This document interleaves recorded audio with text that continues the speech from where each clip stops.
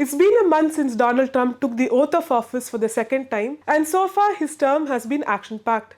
He announced tariffs on Colombia, Mexico, Canada, and China.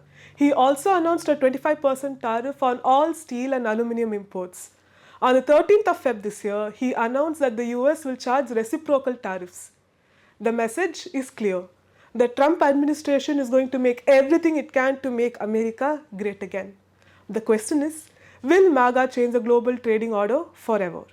To answer this question, we need to go all the way back to the 1970s when the US normalized its diplomatic and trade relations with China under President Nixon. Slowly but steadily, the trade relations between the two countries started to increase, and by the 2000s, a lot of manufacturing in the US had moved to China because of the availability of cheap labor. In the US, the focus also started to shift to the service sector. The manufacturing sector in the US was still booming, but its share in the GDP started to fall. Imports increased, causing a higher trade deficit with other countries, and the lack of manufacturing jobs in the US started to hurt the population. In 2023, the US had a trade deficit of over $252 million with China. It has the 8th largest deficit with India. The MAGA movement wants to cure all of these ills. We spoke to Professor Ram Singh, head CDOE at the Indian Institute of Foreign Trade, and Professor Abhijit Das, an international trade and policy expert, and the former head and professor, Center for WTO Studies at the Indian Institute of Foreign Trade. Trump believe that US is being exploited or being used by countries such as China to maximize their economic gains. And as a result, US is not getting a fair deal. And because of that, if you see, US hegemony, be it in terms of politics, in geostrategy, and in geoeconomics, it is fast declining. The other countries are challenging it. And that prompted him to go for, retaliatory measures. As Dr. Ram Singh has very rightly said, it's to derive leverage on trade issues and also non-trade issues. We've already seen how the threat of imposition of tariffs has been linked with so-called illegal immigration or illegal flow of drugs. So that's an important point which we need to bear in mind. So it's partly about creating leverage, but in addition, there is another angle which we need to bear in mind. As part of his election campaign promises, President Trump is likely to be lowering income tax in the United States, but he would still require revenue.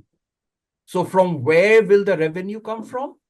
He has identified customs duties on imports as a viable source of revenue. And if you go down that path, it quickly becomes apparent that in the first tranche, he has targeted those countries from whom US imports the maximum. The latest arrow in Trump's arsenal is reciprocal tariffs. But what are these tariffs? The plan is that the US will charge the same tariff for imports from other countries that they levy on US exports. This is what the US White House statement says. By making trade more reciprocal and balanced, we can reduce the trade deficit, grow the United States economy, and improve our trade relations with trading partners to the benefit of American workers, manufacturers, farmers, ranchers, entrepreneurs, and businesses. An assessment will be done for both tariff and non-tariff barriers to determine the new tariff rates. But this approach is bound to have legal troubles.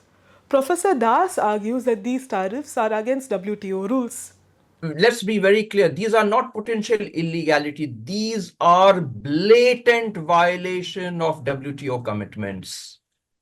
And when Trump accuses India of being a tariff abuser or a country having high tariffs, what he forgets is although on certain products India's tariffs may be high, these are well within the commitments which India has given at the WTO. So India's so-called high tariffs are absolutely not illegal, whereas the tariffs which Trump has imposed, those are completely illegal. So we need to bear that point in mind. WTO allows countries to raise tariffs up to the bound level. It does not compel them to give the same tariff which their exports receive. WTO rules require that if I impose a 10% tariff on imports from US, I have to impose the same 10% tariffs on imports from rest of the WTO membership. Reciprocal tariffs will not only violate the bound rate commitments, they will also violate the so-called MFN commitments. And last and not the least, who have legally high tariffs? Countries like India. Who have relatively lower tariffs? Countries like US. So if we are to move into a regime of reciprocal tariffs, then countries like India, which have high tariffs, if they are compelled to lower their tariffs, they will be conceding huge market access. On the other hand, countries like European Union, US, who already have low tariffs, they will not be giving any new market access. So while reciprocal tariffs might result in our imports increasing, they will not help us in enhancing our exports. So the impact of reciprocal tariffs are likely to be highly asymmetrical. All countries are required to abide by the rules. What has happened is that the redressal mechanism, if some country deliberately takes action which violates those rules, that function of judicial oversight, that has been weakened. But the rules continue to exist, and these rules have to be implemented. The overall concept is this: by raising tariffs on imports, Team Trump wants to compel American companies to make in the US. But can tariffs alone help? Let's take a look at his first term. Back then, he levied tariffs on steel and aluminium products, and he had tariffs on imports from Canada, Mexico, and the EU. This prompted retaliatory tariffs, which ended with the US, Mexico, and Canada having a separate trade agreement, which replaced NAFTA in 2020.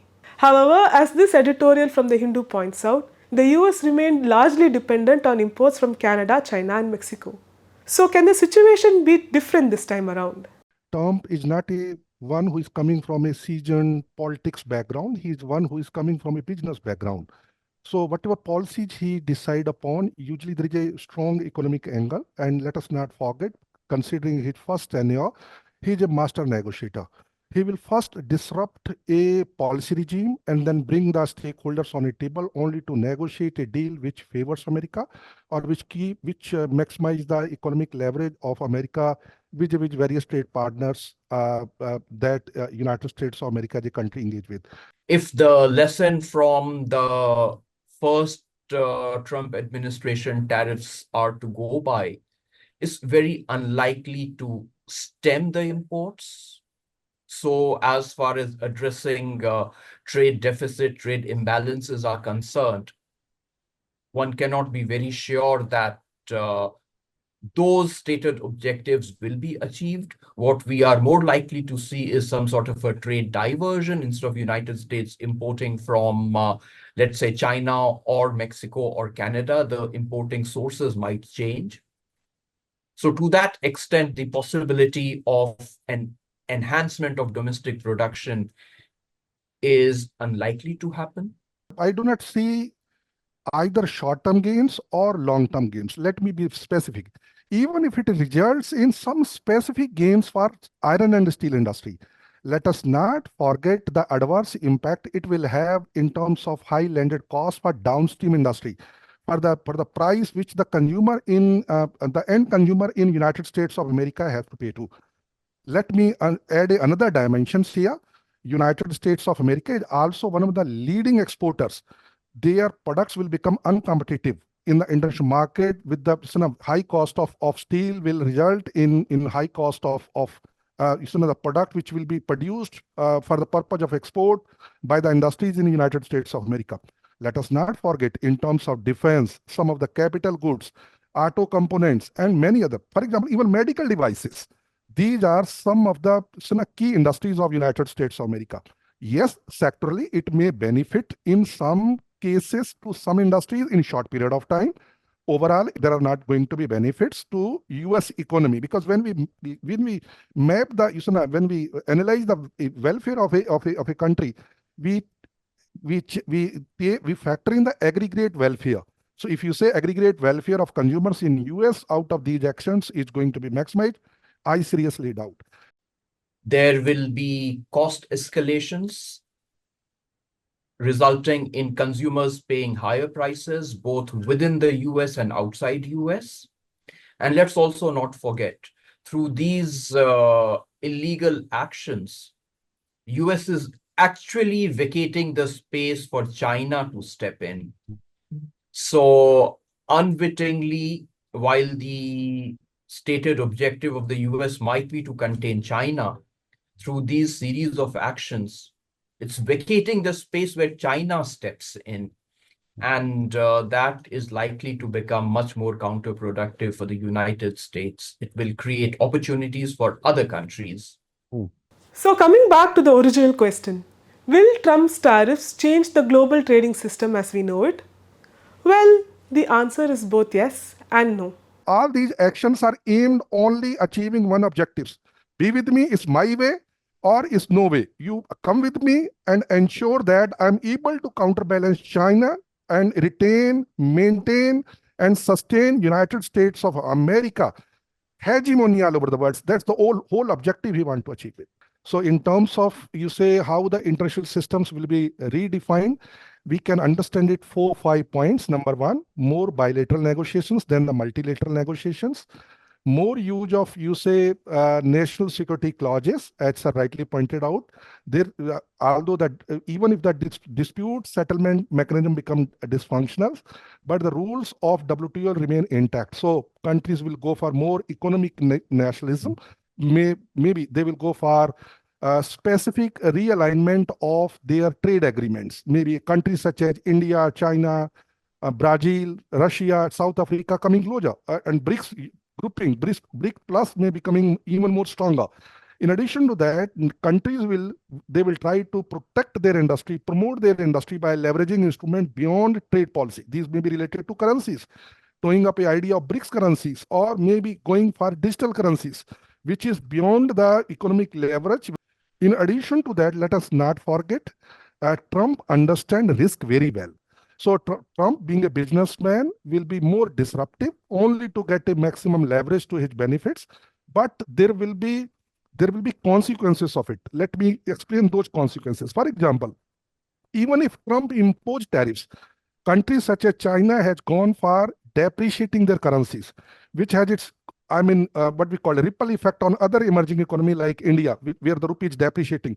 Maybe our exporters in the short run will be able to subsume the cost which is imposed because of increased tariff by US. Our exporters, because of depreciating rupee, they will not lose as much as at least in the short run. But there will be bigger consequences for USA. He is just disrupting everything and brought the parties involved, stakeholder involved, to come to negotiating table and to get a maximum leverage out of it. To my mind, comparative advantage as a concept is best kept within the confines of textbooks. Countries don't follow it. If comparative advantage was really that big a factor to guide countries' policies, United States would have remained an agrarian economy. So countries, if they want to grow, if they want to climb the ladder of value chain, if they want to get into more value-added production, if they want to get into sectors where the incomes are higher, they do it through government intervention, which defies comparative advantage. So let's bear that in mind. So while textbook talks of comparative advantage, it's good as an explanation in the static sense. But in a dynamic sense, when countries want to leapfrog, then comparative advantage does not help explain. And that is something the present churning which we are witnessing will again testify to it. And let me also mention that the concerns against Trump, which we have seen, those concerns will multiply. The responses of countries will become much more elaborate, much more comprehensive. If President Trump goes ahead and imposes what he calls reciprocal tariffs, that will be a game changer. If each country wants to take action on its own, they won't succeed. So countries from the global south particularly will have to come together to counter President Trump. We need to draw some lessons from the WTO. Power asymmetry is present at the WTO as well. How have developing countries like India, Brazil, Indonesia managed in some instances to address power asymmetry? That has been done through forming coalitions and negotiating through coalitions. That is something which we need to bear in mind, and the lessons which we've learned from that, we need to implement while addressing Trump's illegal actions. And incidentally, Trump's illegal actions might become more threatening, more concerning once he goes ahead and imposes his so-called reciprocal tariffs. So how should the world address these problems created by President Trump? One is as many countries coming together to impose punitive tariffs against President Trump's actions. And here the role of European Union becomes very crucial. There was a particular dispute at the WTO where the European Union, in a way, led a group of WTO membership to fight the US legally through the dispute settlement mechanism. That was something called the Byrd Amendment dispute, where the countries such as European Union, India, Mexico, Japan, etc., prevailed because they had joined hands. Can we see something similar happening now? If European Union takes the lead, it has the credibility, it has the authority, it has some influence over the United States.